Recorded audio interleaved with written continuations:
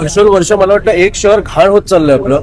मी आता येताना बघितलं, एक पॅच कॉन्क्रीटचा होता, एक काहीतरी डांबराचा होता आणि त्याच्यामध्येच कुठेतरी पेवर ब्लॉक होता. हे रस्त्याच्या मध्ये अशा रस्ता कसा बनवू शकतात बनवताना? आणि इकडे मला वाटतं उपमुख्यमंत्र्यांचा मुलगाच आहे ना खासदार, आमदार कोण आहे? ह्यांना प्रश्न विचारले पाहिजे. रस्त्यांवरचे खड्डे ना, हे जेन अल्फा इथपर्यंत आपण मर्यादित ठेवू नका. हे आम्हाला सगळ्यांना त्रास होतो खड्ड्यांचा. खड्ड्यात लोक पडून वर्षाला मरतायत दररोज. ट्रेनमध्ये दरवाजे नाहीत म्हणून ऑन अन ऍव्हरेज 8 लोक मरतायत. आपण ह्या गोष्टींकडे बघणार आहोत का फक्त आपण उगाच आमदार फोडण्यात, खासदार फोडण्यात आपण मग्न राहणार आहोत? खूप विचित्र परिस्थिती आहे. मी आज आमची सभासद नोंदणी चालू आहे म्हणून आमचा दौरा निघाला इकडे. मी परत येणार आहे. सगळ्यांना मला या विषयांवर पण बोलायचंय. मी आज विद्यार्थ्यांना भेटून त्यांच्या अडचणी जाणून घ्यायला आलोय. पण आता येतानाच मला सगळे रस्त्याची दुर्दशा काय झाली आहे, इकडे येताना मला कळलं 2 दिवसाआड पाणी येतं लोकांच्या घरी.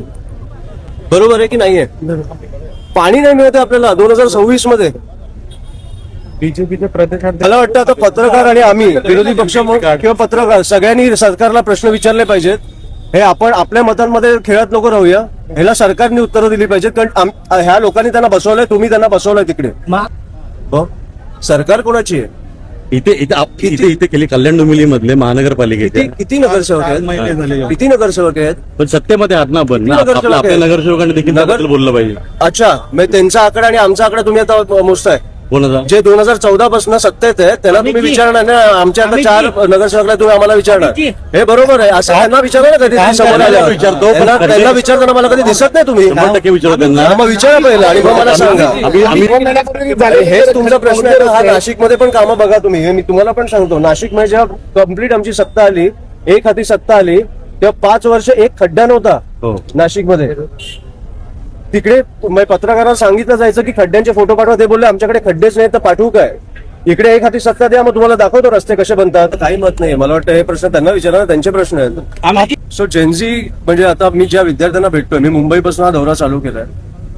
ज्यांना भेटतोय त्यांचे विषय खूप सोपे आहेत, म्हणजे सहजपणे सोडवण्यासारखे आहेत. म्हणजे त्यांच्या कॅन्टीनचा विषय असेल किंवा वॉशरूमचा विषय असेल, वॉशरूम मध्ये साफ नाहीये, कॅन्टीन हायजिनिक नाहीये, फीजचा विषय असेल. आता मी सकाळी पण बोललो, चेतना कॉलेजच्या बाहेर गर्दुल्ले होते. इकडे पण मला आता काही मुली बोलल्या की इकडे काही गर्दुल्ले आहेत जे त्रास देतात. हे मला वाटतं हे आपण विषय तात्काळ लगेच सोडवले पाहिजे. हे 1-2 दिवसात संपवण्यासारखे विषय आहेत. आमची आता टीम इकडे पण लागेल. जशी चेतना कॉलेजच्या बाहेर लागले तशी इकडे पण लागणार. पोलिसांना सांगितलं जाणार, पण पोलीस काही नाही करू शकले तर आम्ही आमच्या हातात घेणार. हे कॉलेजचे युनिट अध्यक्ष असणार, कॉलेजचा मुलगा किंवा मुलगी त्याच्यावर युनिट अध्यक्ष असणार.